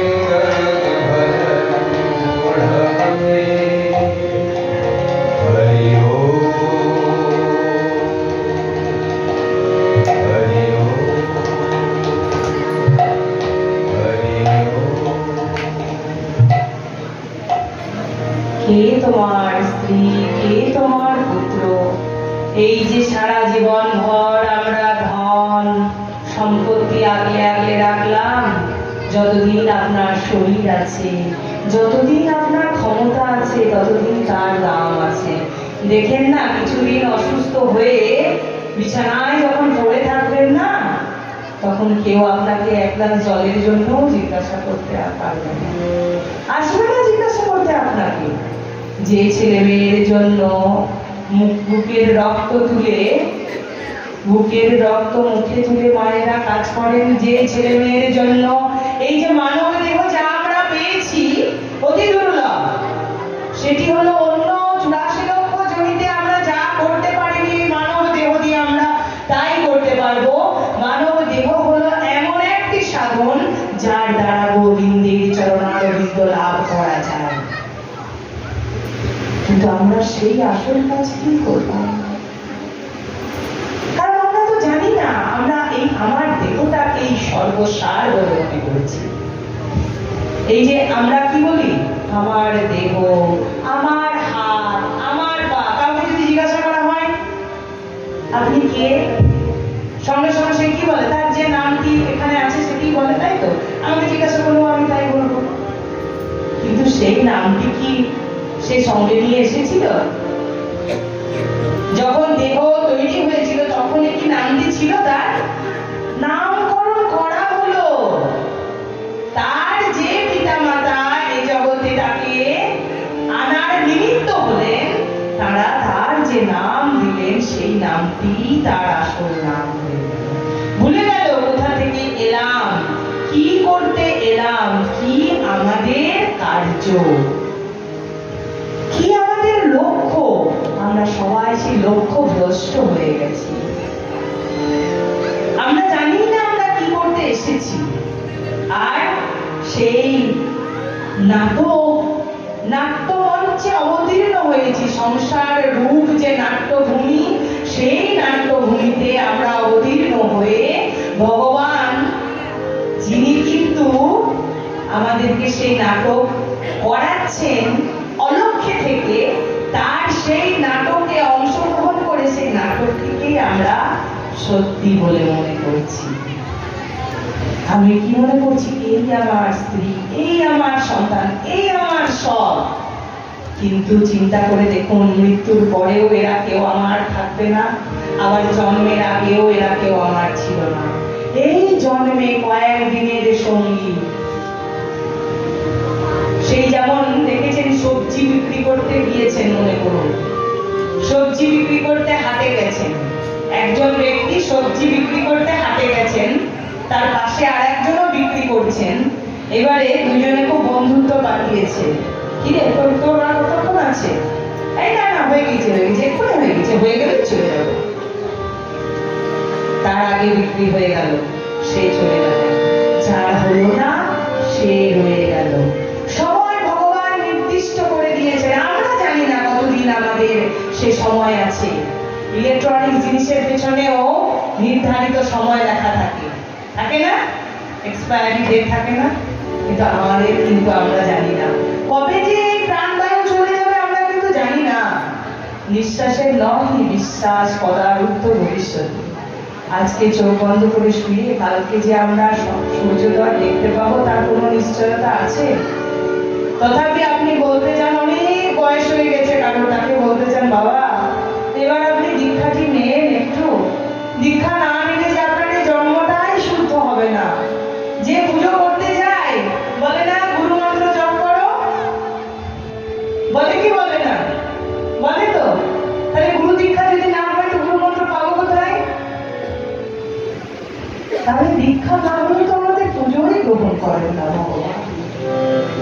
তাহলে আমাদের গুরু দীক্ষা নিতে হবে সরকার। আর কতদিন সময় আছে আমরা কেউ জানি না। তাই অতি সত্বর সেই গুরু দীক্ষা নেওয়ার প্রয়োজন আছে। গুরু দীক্ষা নিয়ে গলায় মালা, গলাতে চন্দন ধারণ করার প্রয়োজনীয়তা আছে। তো সেই অসার সংসারে এতদিন ধরে চাপাল গোপাল ছিল, তার যেই পুষ্ট হয়েছে, সঙ্গে সঙ্গে স্ত্রী বলছে, দেখো এখানে যদি তুমি থাকো রাখো তাহলে তো খুব অসুবিধা হবে। হ্যাঁ, কত ভক্ত আসে, তোমার ওই রক্ত যদি পড়ে থাকে তাহলে ভক্তরা তো কি ভাববে, তাই না? এইভাবে নানা অছিলায় তাকে কোথায় স্থান দিলেন? গোয়াল ঘরে স্থান দিলেন। যত্ন করেন না, ছোন না, পাছে কি হয়, সেই কুষ্ঠ তার চর্মরোগ তো ছোঁয়াছে, তার না চলে আসে। সেই গোয়াল ঘরে থাকেন, জল তেষ্টায় গলা ফেটে যাচ্ছে, তথাপি জল দেন না। আর এই স্ত্রীর জন্য তিনি দিনপাত করে এতদিন উপার্জন করেছেন। কষ্টে কাতর হয়ে তার সেই প্রাণ বায়ু বেরিয়ে যাওয়ার উপক্রম হলো। অচৈতন্য হয়ে গেলেন তিনি। স্ত্রী ভাবছেন বুঝি মারাই গেছে, তাহলে অতি দ্রুত এর সৎকর্ম করতে হবে। লোক ডাকলেন, ডেকে তাকে গঙ্গা ঘাটে নিয়ে যাওয়ার। তখন একটা পুরাকালে আগে তখন একটা রেওয়াজ ছিল যে গঙ্গা ঘাটে নিয়ে যেতে হতো। গঙ্গা ঘাটে নিয়ে গিয়ে সেখানে রাখল। গঙ্গা ঘাটে যখন যাচ্ছেন তখন সেই গঙ্গার হাওয়ায়, সুমিষ্ট সুশীতল হাওয়ায় তার যেন প্রাণবায়ুটা যেন ফিরে আসে, তিনি যেন শ্বাস নিতে পারেন। শ্বাস নিয়ে তিনি যখন উঠে বসেন, তাদের করে নিয়ে যাচ্ছিল যারা, তারা তো ভেবেছে কি, আরে এই তো ভূত হয়ে গেছে। সেখানে তাকে ফেলে দিয়ে সেখান থেকে চলে যান। গঙ্গার ঘাটে শ্রীবাস আমার বসে আছে।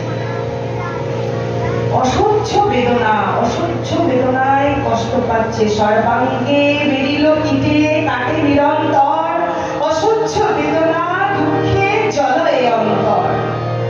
গঙ্গা ঘাটে বৃক্ষতলে রহে তো বসিয়া, একদিন বলে কিছু প্রভুকে দেখিয়া। এবার ওখানে বসে আছেন। আর ভগবান কি করেন, রোজ দিন সকালবেলা গঙ্গা স্নানে যান। নিত্যানন্দ মহাপ্রভু সপার্ষদ সকলে মিলে ভগবান গঙ্গা স্নান করতে যাচ্ছেন। হ্যাঁ, সকলে মিলে সেই হরিনাম করতে করতে ভগবান গঙ্গা স্নানে যাচ্ছেন। দু হাত তুলে হরিনাম করতে করতে ভগবান গঙ্গা স্নানে যাচ্ছেন। তো গঙ্গা স্নানে যেতে যেতে তার সেই চরণ দুখানি জড়িয়ে ধরেছেন। আমাদের চাপাল গোপাল চরণ দুখানি জড়াতে আসবেন, এমন সময় মহাপ্রভু দূরে সরে গেছেন। কারণ মহাপ্রভু সম্পর্কে, মহাপ্রভু হচ্ছেন ভাগ্নে, মানে চাপাল গোপাল হচ্ছেন সম্পর্কে মাতুল, মামা। তো বলছে, চাপাল গোপাল বলছে, কাতর কণ্ঠে বলছে, দেখো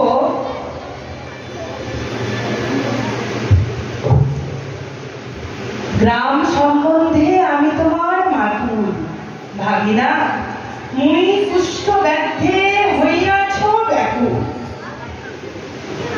গ্রাম সম্পর্কে আমি তোমার মাতুল হই ভাগনা, তো আমার কুষ্ঠ ব্যাধি হয়েছে, দেখো এর থেকে পরিত্রাণের উপায় কি, তুমি বলো কি করে আমি এই কুষ্ঠ ব্যাধি থেকে আমি নিস্তার পাবো। এই যে জ্বালা, এই কষ্ট, এই যন্ত্রণা আমি আর সহ্য করতে পারছি। মহাপ্রভু বলছেন, মহাপ্রভু তো জানেন সবই, বলছেন তোমার এই কষ্টের থেকে মুক্তি আমি তোমাকে দিতে পারবো না। তোমার যেখানে অপরাধ হয়েছে তোমাকে তার কাছে ক্ষমা প্রার্থনা করতে হবে। তিনি আমার বৈষ্ণব শিরোমণি, আমার ভক্ত চূড়ামণি, তার কাছে গিয়ে তুমি কৃপা প্রার্থনা করো। কারণ বৈষ্ণবের চরণে যদি কোনো অপরাধ হয় তা ক্ষমা করার সাধ্য আমার নয়, কারণ আমি অহং ভক্ত পরাধীন। তাই ভক্তের চরণে, বৈষ্ণবের চরণে যদি অপরাধ হয়ে যায় তো সেই অপরাধের স্খলন হয় না। তাই ক্রোধে বলছেন, গর্জন তর্জন করতে করতে,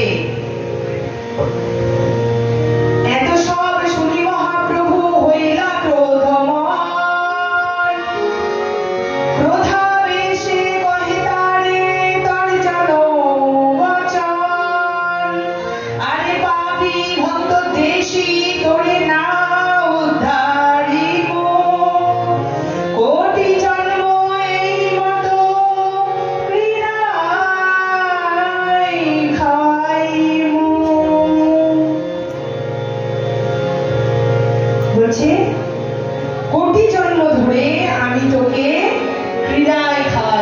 কিরা মানে যাতে তোকে কোটি জন্ম ধরে পোকায় কাটে আমি সেটা দেখব। উন্মত্ত হয়ে মহাপ্রভু বলছেন, শ্রীবাসেরে করাইলি তুই ভবানী পূজন, কোটি জন্ম হবে তোর রৌরবে পতন। বলছে শ্রীবাস পণ্ডিতকে দিয়ে তুই ভবানী পূজন করেছিস, তুই জগতের সামনে প্রমাণ করতে চেয়েছিস যে শ্রীবাস পণ্ডিত অমেদ্য কুমেদ্য দ্রৌপদী দ্বারা ভবানী পূজন করে। এত বড় স্পর্ধা তোর, এত বড় সাহস তোর। তো তোকে আমি সেই রৌরব নামক নরকে প্রেরণ করব। শ্রীমদ্ ভাগবতে পঞ্চম স্কন্ধের 25 অধ্যায়ে 28 প্রকার নরকের কথা বলা হয়েছে। সেগুলি কি কি বলছে? তামিশ্র, অন্ধ তামিশ্র, রৌরব, মহারৌরব, কুম্ভিপা, কালসূত্র, অশিপত্রবন, সুকর্মুখ, অন্ধকূপ, কৃমিভাজন, সৎবংশ, তাম্র, শূর্মী, বজ্রকণ্টক, শালমলি, বৈতরণী, কুয়দ, প্রাণরোধ, বিশোষণ, লালাভক্ষ, সার, মেয়াদন, অবিচি এবং অয়পান। এই প্রকার 28 প্রকার নরকের কথা বর্ণনা করা হয়েছে।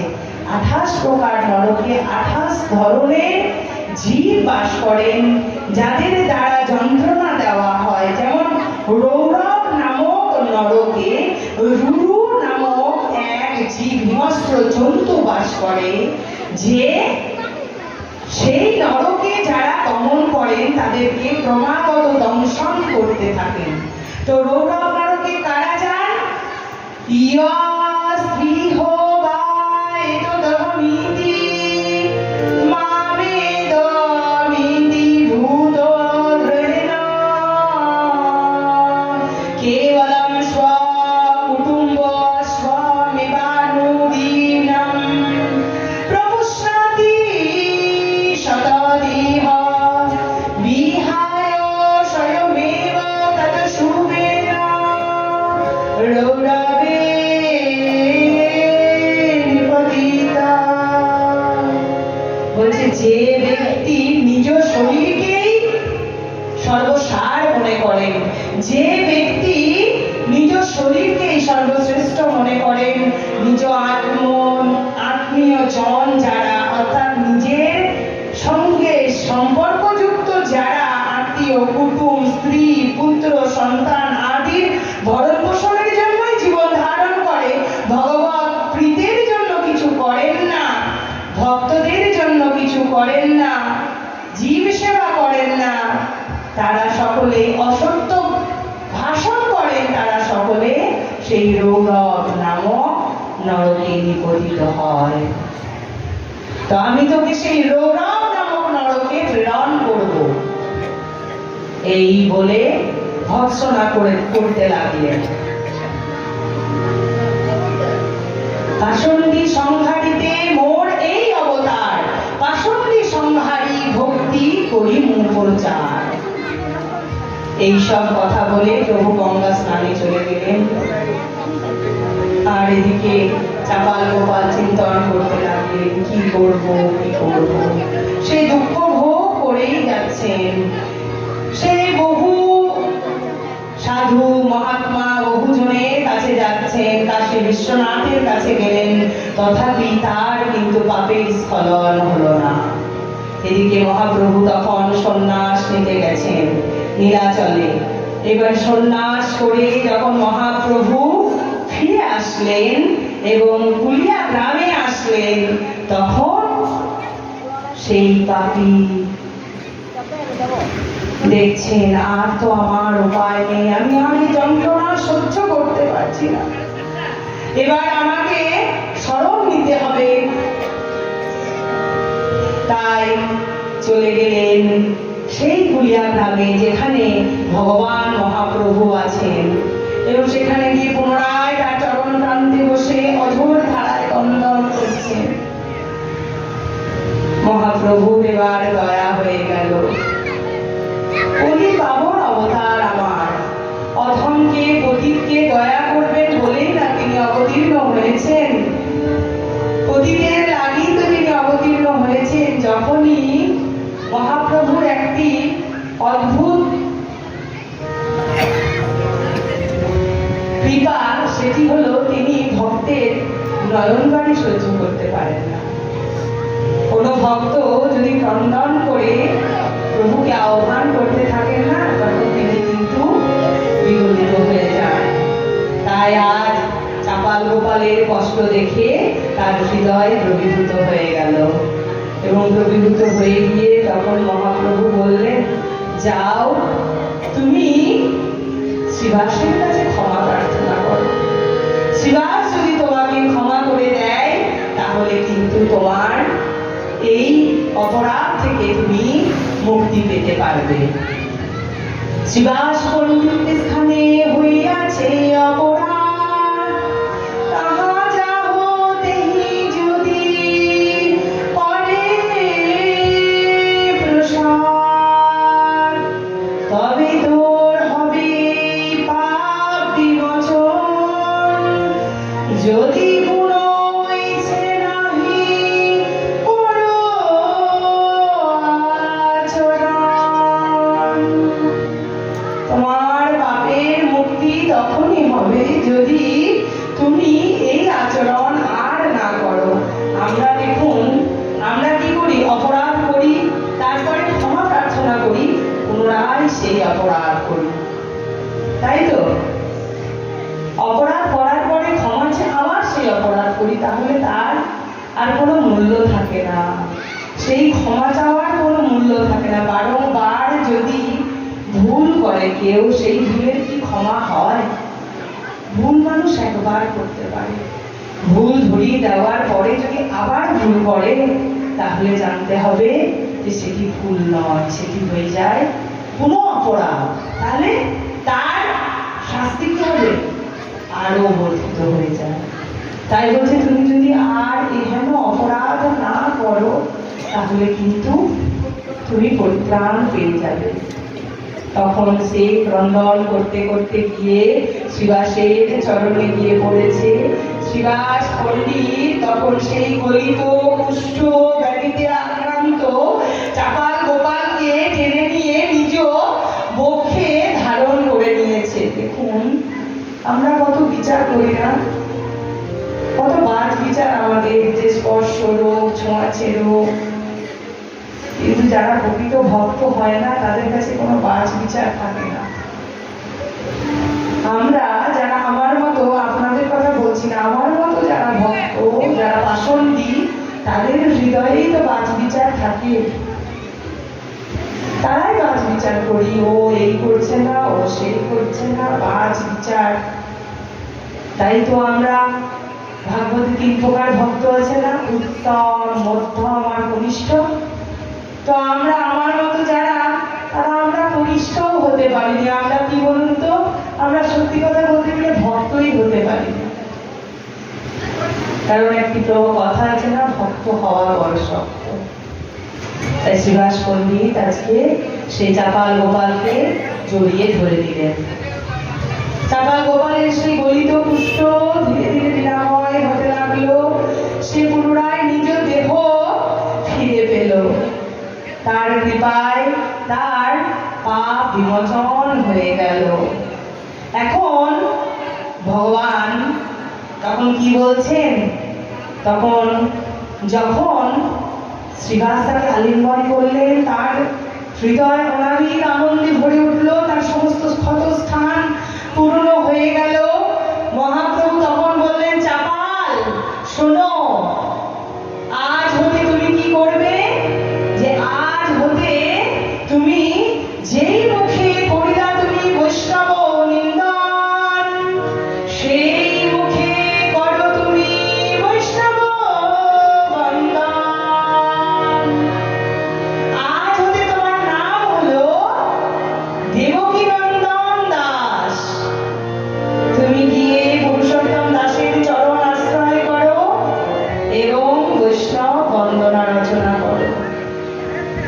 দেবকীনন্দন দাস হলো তার নাম। তিনি পুরুষোত্তম দাসের চরণ আশ্রয় করলেন এবং খুঁজে খুঁজে যত যত বৈষ্ণব আছেন তাদের বন্দনা রচনা করলেন। তো বৈষ্ণব স্মরণ রচনা করেছেন, যেটি আমাদের প্রাতঃকালে নিত্য পাঠ্য। কেন? কারণ হচ্ছে আমরা অযাচিতভাবে নানাবিধ বৈষ্ণব অপরাধ আমাদের হয়ে যায়, যদিও না চাই তথাপি হয়ে যায়। কারণ বৈষ্ণব চেনা বড় দায়। বৈষ্ণব চিনিতে লাগে দেবের শপথি, মই কোন ছাড় হই শিশু অল্পমতি। তাহলে দেবতারা তো বৈষ্ণব চিনতে পারেন না, তাহলে আমরা কি করে বৈষ্ণব চিনতে পারবো? তাই বলছে সেই বৈষ্ণব বন্দনা যেটি তিনি রচনা করেছেন তা প্রাতঃকালে স্মরণীয়। হ্যাঁ, এই বৈষ্ণব বন্দনা সম্বন্ধে কি বলা হচ্ছে? এই বৈষ্ণব বন্দনা পড়ে শুনে যেই জন, অন্তরের মল ঘুচে শুদ্ধ হয় মন। প্রভাতে উঠিয়া পড়ে বৈষ্ণব বন্দনা, কোনো কালে নাহি পায় কোনো যন্ত্রণা। প্রভাতে উঠিয়া পড়ে যদি কেউ বৈষ্ণব বন্দনা পড়ে, তাহলে তার কোনো কালেই কোনো যন্ত্রণা তাকে স্পর্শ করতে পারে না। দেবের দুর্লভ সেই প্রেম ভক্তি লভে, দেবকীনন্দন দাস পড়ে লোভে। দেবের দুর্লভ ধন সেই প্রেম ভক্তি, যে প্রেম ভক্তি গান করতে আমার গৌর সুন্দর অবতীর্ণ হয়েছে, তাই তো? কৃষ্ণচন্দ্র গৌর রূপে অবতীর্ণ হয়েছেন প্রেম ভক্তি দান করতে, যা কিনা পঞ্চম পুরুষার্থ প্রেম, সেই ব্রজ প্রেম, সেই প্রেম ভক্তি দান করার জন্যই তিনি অবতীর্ণ হয়েছেন। তো সেই প্রেম ভক্তির লাভ হয়, সেই গৌর প্রেম ভক্তির উদয় হয়, সেই রাধা প্রেম ভক্তির উদয় হয়। তো সেই প্রেম ভক্তি লাভ করার জন্যেও সেই বৈষ্ণব বন্দনা পাঠ করতে হয়। ভগবান গৌর সুন্দর সেই প্রেম দিয়ে গেছেন, কোথায় দিয়ে গেছেন? হরিনাম সংকীর্তনের মাধ্যমে। কলিযুগের যুগ ধর্মই তো সেই হরিনাম সংকীর্তন। আর এই হরিনাম সংকীর্তনের মাহাত্ম্য দেখুন, মীরাজিও এই হরিনাম সংকীর্তনের জন্য একখানি খুব সুন্দর পদ তিনি রচনা করেছিলেন। তো মীরাজি তিনিও গৌর সুন্দর অবতারের কথা বলে গেছেন। তিনিও গৌর সুন্দর অবতীর্ণ হয়ে যে হরিনামের আশ্রয়ের কথা বলবেন, হরিনামই যে যুগ ধর্ম হবে কলিযুগের, সে কথা মীরাবাইজিও বলে গেছেন একটি পদের মাধ্যমে। আসুন আমরা সেই সুন্দর পদখানি আস্বাদন করি।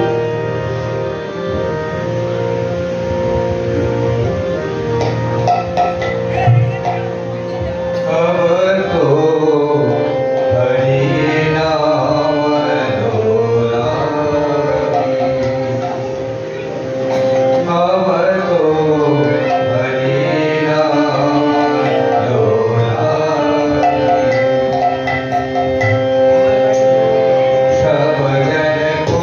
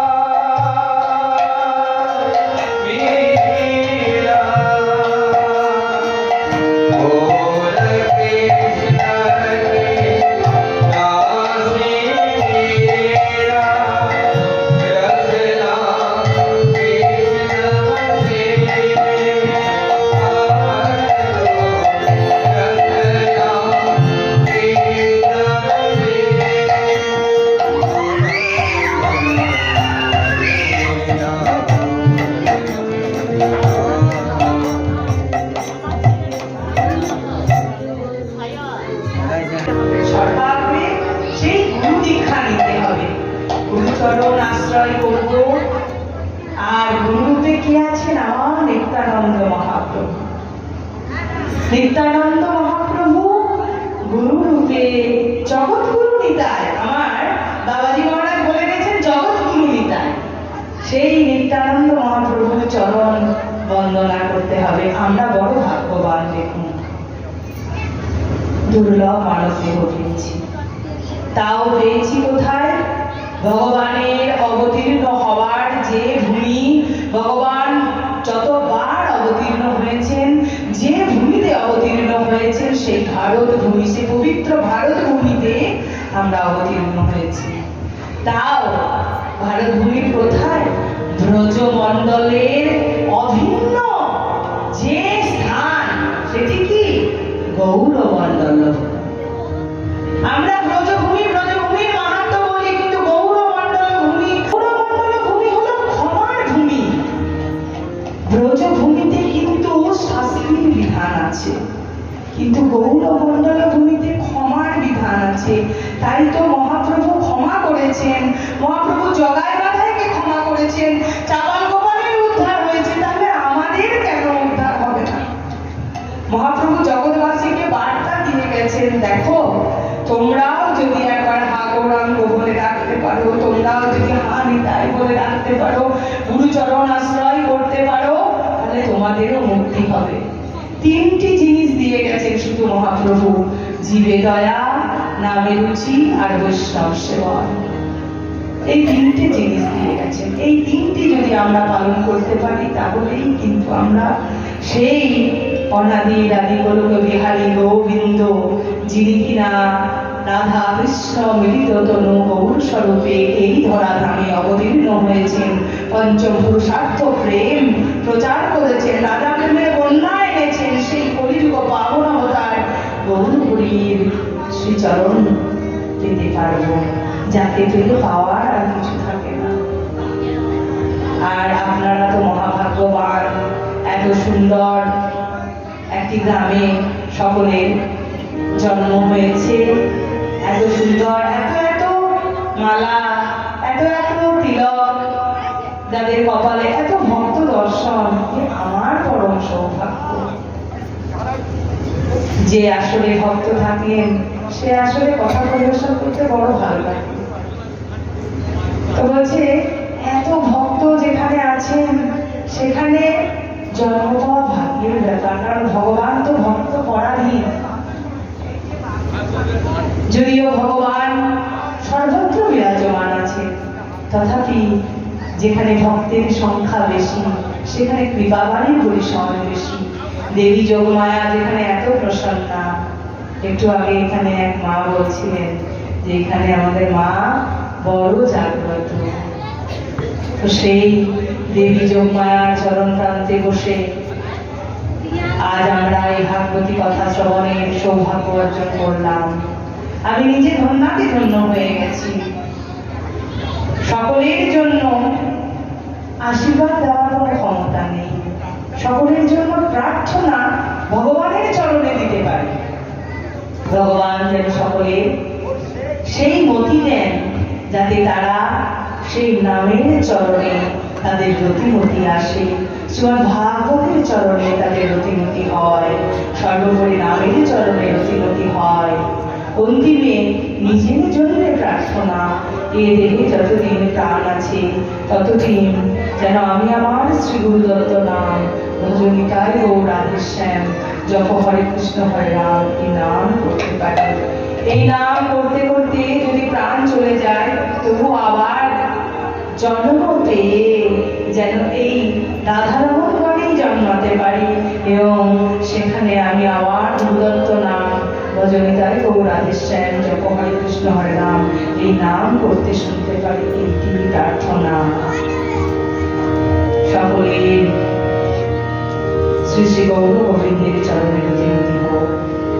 সকলকে অজস্র ধন্যবাদ, আর এই কমিটির সকল সদস্যবৃন্দকে ধন্যবাদ এত সুন্দর ব্যবস্থাপনার জন্য।